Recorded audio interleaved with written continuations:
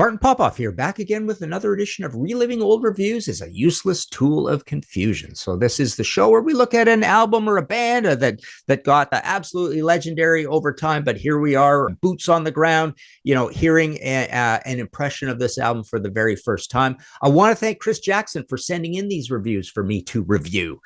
He sends them in as PDFs. They're nice, readable, very cool. So today we're going to be looking at a review of Sweet Give Us a Wink, which I think is my favorite Sweet album. It's super heavy. I think it doesn't get discussed enough. The production's amazing on it. But yeah, let's not get ahead of ourselves. Let's see what the reviewer has to say. This is from Melody Maker, March 27th, 1976. A review by HD, which I'm pretty sure is Harry Doherty, who's a great Thin Lizzy scholar, interviewed the band many times, reviews. In fact, check out our other episode that we have on Thin Lizzy Jailbreak from the same magazine, same edition, same page, actually. So yeah, we do a whole rundown of Thin Lizzy Jailbreak, but today is Sweet Give Us a Wink. So let's see what Harry, like I say, pretty sure it's Harry, has to say about Sweet Give Us a Wink, and we shall discuss. Poor old Sweet. Nobody loves them at home, so they've gone to seek a bit of rock stardom in the States. Wow.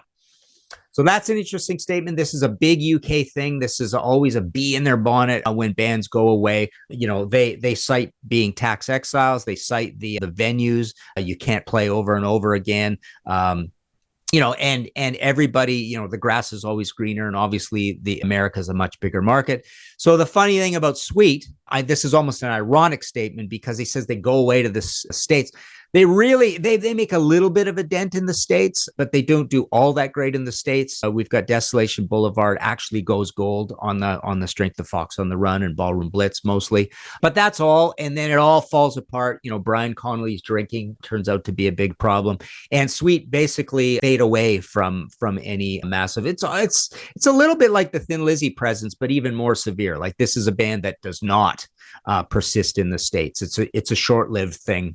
And yeah, it doesn't become, one of the key examples of that phenomenon. As a memento, though, they have left behind Give Us a Wink.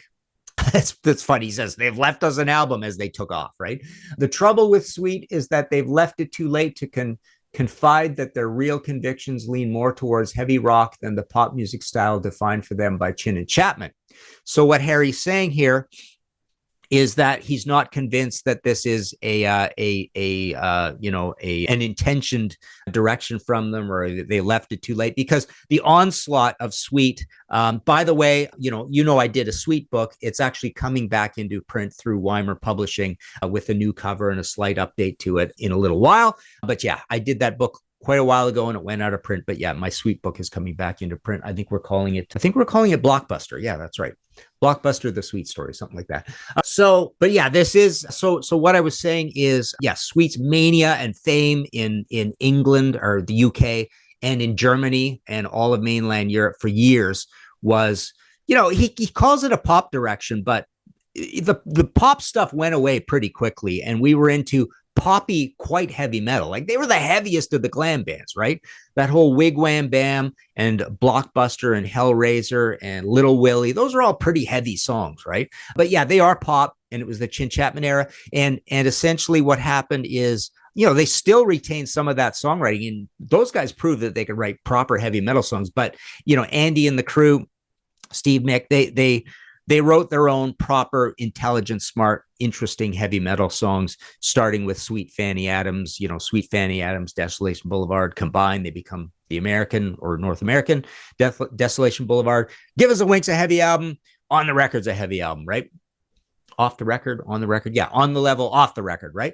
So yeah, let's continue on here. They've tried to grab headlines with their claims that Queen ripped them off in the high harmony department. Yeah, that's a famous thing. I've got quotes from those guys talking about that, and they kind of have a point, right? But the funny thing is, Sweet really does not have a large history of that going back too far. I mean, Queen's first album is 1973. And Queen are just kind of starting to chug forward with those heavy hits with those proper harmonies kind of at that time. They don't go back much further than Queen, really. But yeah, let's see. Department Suite have been doing that sort of stuff for years. Claimed Mick Tucker. Well, here's so yeah, I mean, claims Mick Tucker. It's possible really that Queen that we're talking more of like less on record than in a live situation, knowing that these guys are doing this kind of thing, right? Well, here's their chance to disprove all the theories that they don't rate as a rock band. Tough luck, lads. Give us a wink. Produced, arranged, and written by Sweet is no more than average. It's repetitive to the extreme, and its originality is at an all-time low. So this I will completely disagree with Harry with. I think this is a really smart, cool, heavy metal album that deserves much more credit than it gets. It's underrated. It is not repetitive at all. There's all sorts of different speeds and interesting things on it. You know, to be self-produced, it was made at Musicland. It's got a huge, I believe Max the engineer on it, right? And super important, you know, recording the drums in the loading bay and all that kind of stuff. Beautiful drum sound from Mick on here. So it's produced amazingly. It's got fast songs like Keep It In and White Mice. It's got the Everything But the Kitchen Sink, you know, their version of a Bohemian Rhapsody in action.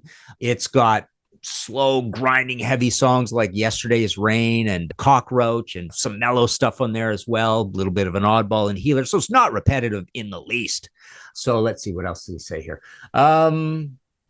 True, there are some catchy high harmony pieces, especially on the singles, The Lies in Your Eyes, Action, and White Mice, but those harmonies never vary. And Andee Scott relies on the same chugging riff for a series of tracks, particularly Cockroach, Keep It In, and Yesterday's Rain. To me, they're totally all completely different. But yeah, it's interesting. He mentions the harmonies, and they were all similar, and they were all really good quality Queen/Sweet harmonies on this album. They are super well put together. For whatever good music is on the album, turn to any Led Zeppelin album from whom Sweet outrageously pilfer. Now, this is an interesting point that, again, I'm totally going to disagree with, but I've always said, you know, Aerosmith rocks, runs circles around Led Zeppelin's presence, and so does Sweet give us a wink. So comparing it to Led Zeppelin, to me, both rocks and Give Us a Wink are Led Zeppelin on steroids, Led Zeppelin with 35 more IQ points. So I think it's a disservice to Sweet or Aerosmith to compare them to Led Zeppelin in this way. And Harry's literally saying Zeppelin's better than Sweet, or Zeppelin did everything before. And there's more validity to that if you add up, you know, a pile of Led Zeppelin riffs leading up to 1976. So that would take us to Physical Graffiti, 75. Yeah, I mean, sure, they've been a heavy metal band, but Sweet's doing a really good job of heavy metal on this album, right? And the last line is Sweet as a major rock act, question mark? No, they just don't fit the bill, says Harry. So there you go. I disagree with this review. Sadly, we lost Harry a little while ago, but yeah, excellent legend of the UK journalism business. But let us know what you think of this review yourself. Let me know what you think of my review of this review. And go listen to this album. It is a production tour de force, and it is full of great songs and lots of variety. And it is heavy. It is really quite heavy for 1976. It is a really cool album, as is Off the Record. People, that's even more underrated and lesser known. People really, you know, forget about Sweet after this point, but Off the Record is pretty heavy, and then they change quite a bit after that, right? So there you go. Like and subscribe, all that cool stuff, and stay tuned for my Sweet book coming up, and go play some Give Us a Wink.